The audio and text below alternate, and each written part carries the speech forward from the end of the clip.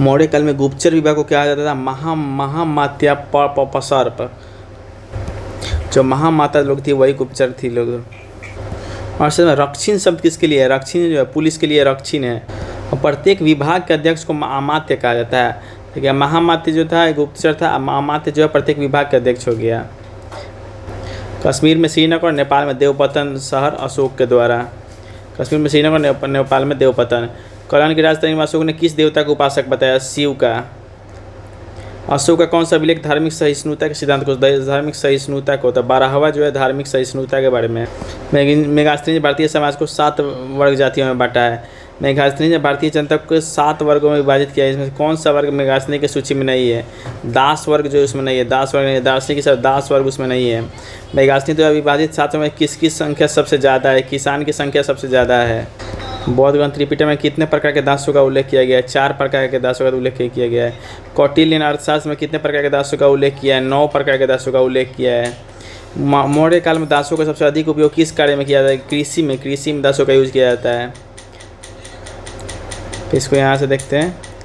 मेगास्थनी ने 7 को में बांटा था।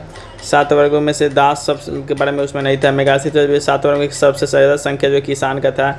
बौद्ध ग्रंथ जो त्रिपिटक में कितने प्रकार के दासों का उल्लेख है? 4 प्रकार के दासों का उल्लेख है। कौटिल्य ने अर्थशास्त्र में कितने प्रकार के दासों का उल्लेख है? अर्थशास्त्र कौटिल्य ने 9 प्रकार के। बुद्ध वाले में 4 प्रकार का। मौर्य काल में दासों का सबसे अधिक उपयोग किस कार्य में किया? कृषि में। मौर्यकालीन सामाजिक व्यवस्था में कौन सी कुप्रथा का प्रचलन नहीं था? सती प्रथा जो मौर्य काल में नहीं था। किसके अनुसार भारत में दास प्रथा का प्रचलन नहीं था? तो मेगास्थनी जो स्ट्रैबो के अनुसार, मेगास्थनी और स्ट्रैबो दोनों के अनुसार जो है दास प्रथा नहीं था। मौर्यकालीन सामाजिक जीवन को जानने का मेन सोर्स क्या है? तो सामाजिक जीवन को लिए कौटिल्य का अर्थशास्त्र और मेगास्थनी का एंटिका दोनों ही है। अर्थशास्त्र में विवाह भी, तलाक के लिए किस, तलाक के लिए मोक्ष, तलाक के लिए मोक्ष लिखा गया है। कौन सा कथन सही है? मौर्य काल में स्वतंत्र रूप से जीवन यापन करने वाली विधवा को छंदवासिनी कहा जाता है। छंदवासिनी। कौटिल्य ने सम्भ्रात घाटों की स्त्रियों को अनिशा कासिनी कहा है। सम्भ्रात घाटों की स्त्रियों को अनिशा कासिनी कहा है। यही दोनों सही है। पुलिस को यहाँ पर करने तरीके से नहीं कहा जाता, गलत है। मौर्य काल में वेश्यावृत्ति के द्वारा जीवन यापन करने वाली महिलाओं को रूपा जीवा कहा जाता था। मतलब वेश्यावृत्ति को रूप से ही जीती थी तो रूपा जीवा। सम्राट अशोक ने बौद्ध धर्म को राजकीय संरक्षण दिया था। ये बात सही है। मौर्यकालीन समाज में नाग पूजा और मूर्ति पूजा का प्रचलन था। ये बात भी सही है। वैदिक धर्म का प्रचलन नहीं था, तो गलत बात है। वैदिक धर्म था तभी ना बौद्ध धर्म था। बौद्ध ग्रंथों के अनुसार अशोक ने 84,000 स्तूपों का निर्माण कराया। बिल्कुल बौद्ध ग्रंथों में है कि 84,000 स्तूप बनवाए थे अशोक, सही बात है। मौर्य काल में देवताओं की मूर्ति बनाना था उसे बेचना उत्तम व्यवसाय था। इस व्यवसाय करने वाले को देवताकारु कहा जाता है। देवताकारु इस व्यवसाय को करने वाले को। मेगास्थनी ने धार्मिक व्यवस्था में डायोनिसिस और हेराक्लिस की चर्चा की, जिसकी पहचान किससे? डायनोसिस। डायनोसिस शिव जी के लिए डाइन भी नहीं चलेगी, तो डायनोसिस। और हेराक्लिस विष्णु जी जो है, मतलब हेरा नहीं चाहता है इसलिए लेटे रहते रहे, इसलिए विष्णु जी है हेराक्लिस। तो कौन सा मौर्यकालीन अर्थव्यवस्था का स्तंभ था? तो कृषि, वाणिज्य, व्यापार और पशुपालन तीनों था। कृषि, वाणिज्य, व्यापार और पशुपालन तीनों था। और अर्थशास्त्र के अनुसार कृषि, पशुपालन तथा व्यापार के समृद्ध रूप से क्या कहा जाता है? वार्ता। देखिए, कृषि, पशुपालन और व्यापार तीनों को, कृषि, पशुपालन और व्यापार तीनों को मिलाकर जो व्यापार कहा जाता है। राजकीय भूमि की व्यवस्था करने वाले प्रधान अधिकारी क्या कहलाता है? सीताध्यक्ष। देखिए, राजकीय भूमि की व्यवस्था करने वाले को सीताध्यक्ष कहते थे। सीताध्यक्ष। किसका मिलान सही है इसमें से? जुता हुआ भूमि को कृष्ट कहते थे। क्या जोताया गया है तो कृष्ट कहते थे। और ऊंची भूमि को आकृष्ट। ठीक है, ये याद रखते हैं। जुती हुई भूमि को कृष्ट और ऊंची भूमि को आकृष्ट। मौर्य काल में भू राजस्व का दर उपज का कितना होता था? भू राजस्व का दर 1/6 होता था। भू राजस्व का दर जो है 1/6 मतलब 1/6 होता था। मौर्य काल में से कौन से 2 प्रकार का भूमि कर लिया जाता था? तो उसमें लिया जाता सेतु कर और वन कर। सेतु कर मौर्य काल में 2 प्रकार का जो लिया जाता था, उसमें सेतु कर और वन कर है। सेतु कर और वन कर। कौन सा कथन इसमें से गलत है? आपातकालीन कर को जो भाग लिखा है गलत है। सरकारी भूमि पर लिया जाने वाला कर को सीता कहते थे। भूमि वाला सीता। आयात कर को प्रवेश से कहते थे। जो आयात करता है उसको प्रवेश से कहते थे।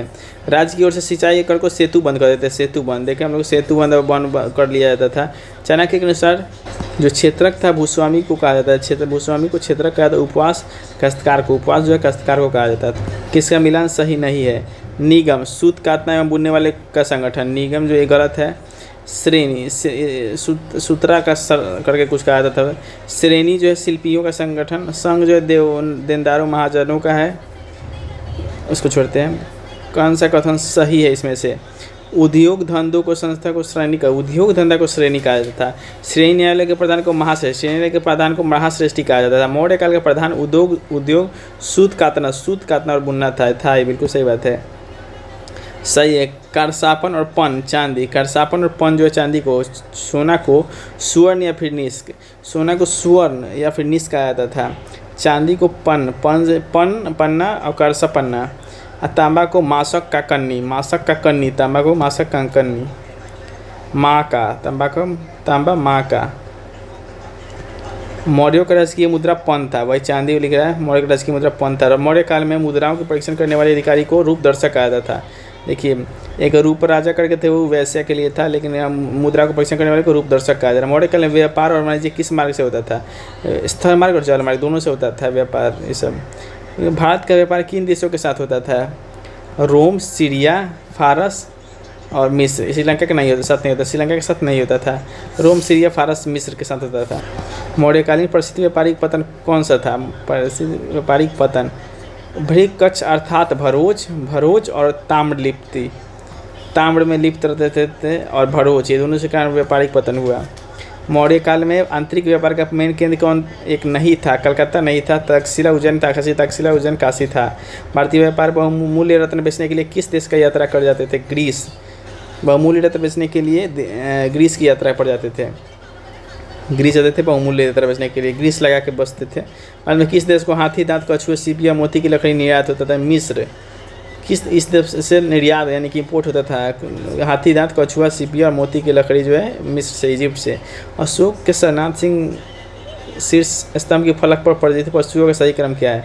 तो सरनाथ सिंह में हाथी, घोड़ा, वृष, सिंह। हाथी, घोड़ा, सांड और शेर। हाथी, घोड़ा, सांड, शेर होता है। शिलालेख का स्थान वह स्थान जिस राज्य में है, तो कौन कहाँ पे है इसमें से? दूसरे को सही है, पता नहीं कौन कौन है, इसे मिलान कर। 7 फीट ऊंचा यक्ष की मूर्ति पारखाम यूपी में, सही बात है। दिगंबर प्रतिमा लोहानीपुरी पटना में, दिगंबर का प्रतिमा लोहानीपुर पटना में। हाथी का चिन्ह धौली उड़ीसा में, ठीक है। तो यहाँ पे धौली से उड़ीसा वाला तो सही हो गया। हाथी का चिन्ह धौली उड़ीसा में। यक्षिणी मूर्ति दीदारगंज पटना, यक्ष मूर्ति पारखाम यूपी, यक्षिणी दीदारगंज पटना। बल्लड़ी आकृति सरनाथ में किस शासक ने अपनी प्रजा के लिए लिखा था? कोई व्यक्ति जो अपने संप्रदाय को महिमा मंडित करने की दृष्टि से अपने धार्मिक संप्रदाय की प्रशंसा करता है या अपने संप्रदाय के प्रति अत्यधिक भक्ति के कारण अन्य संप्रदायों को निंदा करता है, वह अपितु अपने संप्रदाय को गंभीर रूप से हानि पहुंचाता है। अशोक बोले थे, अशोक। किस उभारदार मूर्तिशिल्प रिलीफ स्कल्पचर शिलालेखों में अशोक के प्रस्ताव उपचार के साथ राजा अशोक को लिखित किया? राजा अशोक या फिर रानी अशोक। कंगन हली, राजा अशोक, सिंपली राजा अशोक कौन लिखा है? कंगन हली लिखा है। भारत के सांस्कृतिक इतिहास के संबंध में इतिवृत्त राजवंशी इतिहास और वीरंगाओं को कंठस्थ करना किसका व्यवसाय था? मागध का। पता नहीं, इसको स्किप करते हैं। भारतीय कला में पुरातात्विक इतिहास के संबंध में से किसका सबसे पहले निर्माण किया गया था? धौली स्थित शैलकृत हाथी का। धौली स्थित जो शैलकृत ये जो उड़ीसा में है, इसका सबसे पहले निर्माण किया गया था। मौर्य काल में एग्रोनुमई अधिकारी नियोजन से किस क्षेत्र से संबंधित है? मार्ग निर्माण। मौर्य काल में एग्रोनुमई जो थे, एग्रोनुमई मार्ग रास्ता बनाने का काम करते थे। एग्रोनुमई। कलिंग युद्ध कवि के नाम में किस में था? जो 13वां शिलालेख में कलिंग युद्ध। अशोक के निकेतन में किससे दक्षिण भारतीय राज्यों का उल्लेख हुआ है? द्वितीय मुख्य शैली से दक्षिण और द्वितीय का हुआ है। निगे से राज्य के सप्तांग सिद्धांत के अनुसार राज्य का 7वां अंग कौन सा था? राज्य का 7वां अंग जो था मित्र था। अपने शिलालेखों में अशोक समानता किस नाम से जाना जाता है? प्रियदर्शी से। निगे से प्राचीन बात है, कौन सी लिपि दाहिने से बाईं की ओर? खरोष्ठी जो है वो दाहिने से बाईं की ओर उर्दू जैसा लिखा जाता था। मौर्य काल में टैक्स को छुपाने के लिए इनमें से क्या दंड दिया जाता है? मृत्यु दंड, टैक्स को छुपाने के लिए। भारत के बौद्ध स्तूपों के बारे में से कौन सा कथन सही नहीं है? ग्रामीण लोगों में यह बात गलत है। स्तूप उपासना के प्रचलन में लाने में अशोक ने एक महत्वपूर्ण भूमिका निभाई, सही बात है।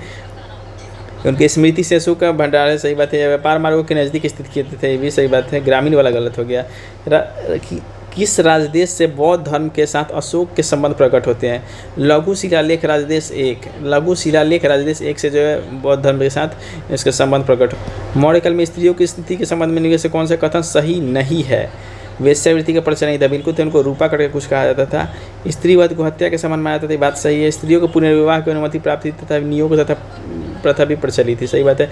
स्त्रियों के संपत्ति का अधिकार प्राप्त है, सब बात सही है। अशोक के संबंध में निम्नलिखित में से कौन से कथन सही है? शासक बनने से पहले वह उज्जैन का राज्यपाल थे, सही बात है। वो 273 उसी में सत्ता प्राप्त है, 273 में, सही बात है। इनका राज्याभिषेक 269 में हुआ और 261 में जो है आंधी युद्ध का लिंग पे वाला लड़े थे। जो सही मैचिंग नहीं है, ये वाला सही नहीं है। सांची जो मध्य प्रदेश, सांची मध्य प्रदेश में, सारनाथ उत्तर प्रदेश, बनारस में, रुमनी देवी नेपाल के तराई में है। उसके बाद अंतिम मौर्य शासक बृहद्रथ की हत्या उसके प्रधान सेनापति पुष्यमित्र शुंग ने की थी, बात सही है। पुष्यमित्र शुंग जो किए थे। सिंह अनुसूची के अनुसार अशोक ने 92 भाइयों की हत्या कर राज्य शासन प्राप्त की थी, बात भी सही है। अशोक का उत्तराधिकारी दशरथ हुआ जिसने देवनम प्रिय के उत्तराधिकारी, देवनम प्रिय, बिल्कुल सही बात है। बिंदुसार के शासनकाल में अशोक ने अवंती महाजन पर जीतकर मौर्य समाज में मिला लिया था, जिसका उल्लेख किस ग्रंथ में मिलता है? बुद्ध घोष की समंत पसादिका। जो अवंती को जीते बुद्ध घोष की समंत पसादिका में मिलता है, समंत पसादिका में। पाटलिपुत्र में स्थित चंद्रगुप्त का महल मुख्यतः बना था लकड़ी का, जो चंद्रगुप्त का महल था पाटलिपुत्र वाला लकड़ी का बना था। किस प्राचीन नगर का अवशेष कुम्हार स्थल से प्राप्त होता है? पाटलिपुत्र के मिलता है कुम्हार से। बुंदली बाग प्राचीन स्थान था पाटलिपुत्र का, बुंदली बाग जो था पाटलिपुत्र में था, बुंदली बाग, गर्दनी बाग इससे लग रहा है बुंदली बाग। अशोक ने बौद्ध होते हुए हिंदू धर्म में आस्था नहीं छोड़ा, इसका प्रमाण है देवनम प्रिय की उपाधि। देवनम प्रिय की उपाधि से पता चलता है कि बौद्ध होते हुए हिंदू धर्म का आस्था नहीं छोड़ा। किस स्रोत में अशोक को राज्यकाल में तृतीय बौद्ध समिति होने का उल्लेख मिलता है? तो ये मिलता है दिवंश और महावंश में, दिवंश और महावंश में मिलता है कि मतलब उनके समय तृतीय बौद्ध सम्मेलन हुआ था। निम्नलिखित मौर्य शासक बौद्ध धर्म के अनुयायी थे। बौद्ध धर्म के अशोक और बिंदुसार, और अशोक और दशरथ थे। अशोक और दशरथ, बिंदुसार तो आजीविका का कुछ था।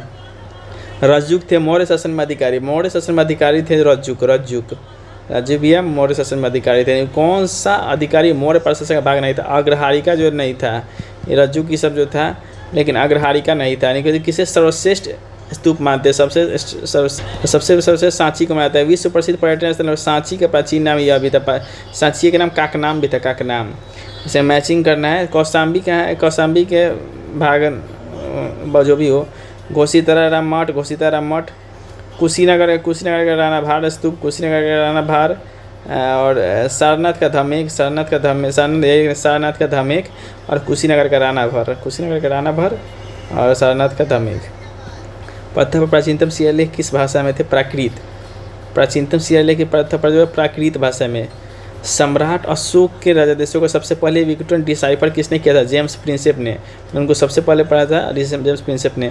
वह स्थान जहाँ प्राक अशोक ब्राह्मी लिपि का पता चला, अनुराधापुर।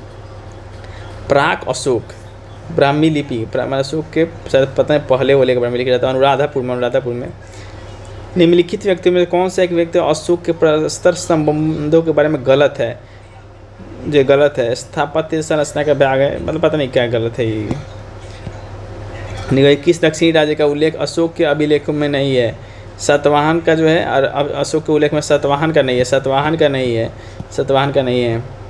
अशोक का समकालीन तुर्मस कहाँ का राजा था? मिस्र का था तुर्मस जो मिस्र का था। किस राजवंश ने शासकों के सुदूर देशों जैसे सीरिया और मिस्र के साथ राजकीय संबंध बनाया? मौर्य के समय सीरिया और मिस्र के साथ। अशोक के धम्म का मूल संदेश क्या है? बड़ों का सम्मान। धम्म का मतलब होता है बड़ों का सम्मान। निम्नलिखित में से अशोक के किस अभिलेख में पारंपरिक अवसरों पर पशु बलि पर रोक लगाई है? ऐसा लगता है जैसे यहाँ पाबंदी पशुओं के वध पर थी। तो नौवा में जो है पशु बलि पर रोक लगाई गई है। मौर्यकालीन शासकों ने धार्मिक आधार पर भू अनुदान नहीं दिया था, ये सही है, ये जो गलत है। निम्नलिखित किस लिखित है कि प्राचीन भारत में दास्ता नहीं था? इंडिका से पता चलता है कि दास्ता नहीं था। वर्तमान नगर पालिका प्रशासन का कौन सा कार्य मौर्य काल से जारी है? जन्म एवं मृत्यु का पंजीकरण जो है मौर्य समय से ही चालू है। मौर्य नरेशों के बारे में कौन सा कथन सही है? उन्होंने विकास किया था। तो संस्कृति, कला और साहित्य का प्रांतीय विभाजन का, हिंदू कुश तक साम्राज्य, सोने का सिक्का का नहीं किया था। मौर्य मंत्री में कौन सा राजस्व इकट्ठा करने में संबंधित है? समाहर्ता का नाम था राजस्व इकट्ठा करना, समाहर्ता का। इनमें से कौन मौर्य युगीन अधिकारी माप तौल के लिए प्रभावित? मतलब पौतवा माप तौल के लिए पौत। उसके बाद पंकोद सनिरोध मौर्य प्रशासन द्वारा लिया जाने वाला जुर्माना था। सड़क पर कीचड़ फैलाने पर लिया जाता पंख यानी कि पंख फैलाएगा तो सड़क पर कीचड़ फैलाएगा, जुर्माना लिया जाएगा। तलार, रात्रि सुरक्षा कर्मियों का अधिकारी कहते थे ताला मार दो रात में। उसके बाद है पटकोल, ग्रामीण कर वसूली करने वाला था पटकोल। साहसाधिपति, चोरी डकैती के मुद्दे में अधिकारी साहस दिखाता था। चोरी डकैती मतलब बलाधिप जो चंगी का सुरक्षक, चुंगी मतलब फसल होता था। मौर्य काल में शिक्षा का सर्वाधिक प्रसिद्ध केंद्र कौन सा था? तो तक्षशिला था, तक्षशिला। गाँव में शासन की स्वायत्तशासी पंचायतों के माध्यम से संचालित करने की व्यवस्था का सूत्रपात किसने किया? मौर्य। गाँव में शासन को स्वायत्त सेल्फ रूप से चलाने वाला पंचायती सब का जो है मौर्य ने किया। प्राचीन भारत में ग्रंथों में से किसमें पति द्वारा परित्यक्त पत्नी के लिए विवाह विच्छेद की अनुमति दी गई? मानव धर्मशास्त्र में जो है पति द्वारा परित्यक्त पत्नी के लिए विवाह विच्छेद की अनुमति दी गई मानव धर्मशास्त्र में। किसमें पुनर्विवाह वर्जित है? अर्थशास्त्र में जो है पुनर्विवाह वर्जित है। अर्थशास्त्र के अनुसार जो है पुनर्विवाह जो है वर्जित है। विदेशियों को भारतीय समाज में मनु द्वारा दिया गया सामाजिक स्तर था व्रात क्षत्रियों का। विदेशियों को भारतीय समाज में मनु द्वारा दिया गया सामाजिक स्तर व्रात क्षत्रिय, व्रात।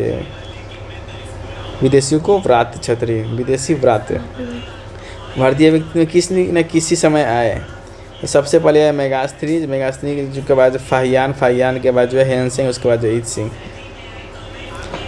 उसके बाद है चंद्रगुप्त का उपाधि था चंद्रकोटस का। बिंदुसार का था अमित्रघात का। अशोक का था प्रियदर्शी। चाणक्य का विष्णुगुप्त बचपने का नाम था। मौर्य काल में प्रणयन था आपातकालीन।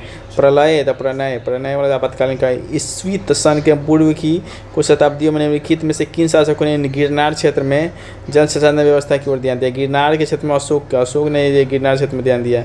जल की आवश्यकता को ध्यान में रखते हुए कि जिस प्रथम शासक ने गिरनार में एक झील का निर्माण किया? चंद्रगुप्त मौर्य। देखिए गिरनार क्षेत्र में जल संसाधन की ओर ध्यान दिया अशोक ने सॉरी यहाँ पे चंद्रगुप्त मौर्य भी गिरनार क्षेत्र में ध्यान दिया। इसलिए गिरनार क्षेत्र में जो एक झील का निर्माण जो चंद्रगुप्त मौर्य भी कराया। यहाँ पे दोनों ध्यान दिया था अशोक के साथ साथ। किस अभिलेख में चंद्रगुप्त और अशोक दोनों का उल्लेख किया जाता है? देखिए चंद्रगुप्त और अशोक दोनों का महाक्षत्रप रुद्रदमन जूनागढ़ अभिलेख और महाक्षत्रप रुद्रदमन में दोनों का अभिलेख है। बराबर की पहाड़ी की गुफाओं के विषय में निम्न में से कौन एक सही नहीं है? यह अभिलेख ईसा पूर्व 6ठी शताब्दी के बाद गलत है। बराबर की पहाड़ी पर कुल 4 गुफा है। 3 गुफाओं के दीपा अशोक के अभिलेख उत्कीर्ण। तीनों गुफा पर अशोक का अभिलेख है। ये अभिलेख उन गुफाओं को आजीविकाओं को समर्पित होने का उल्लेख करते हैं। ये बात सही है। मौर्यकालीन मूर्तियों में मणिभद्र यक्ष नाम से अंकित मूर्ति किस स्थान से प्राप्त हुई? परखम। जब मणिभद्र यक्ष नाम से अंकित मूर्ति जो है परखम से प्राप्त हुई। मणिभद्र परखम। कौन सा युग सही सुमेलित है? Lothal ancient dockyard, Sarnath first sermon of Buddha. उसके बाद Nalanda great seat of Buddhist learning.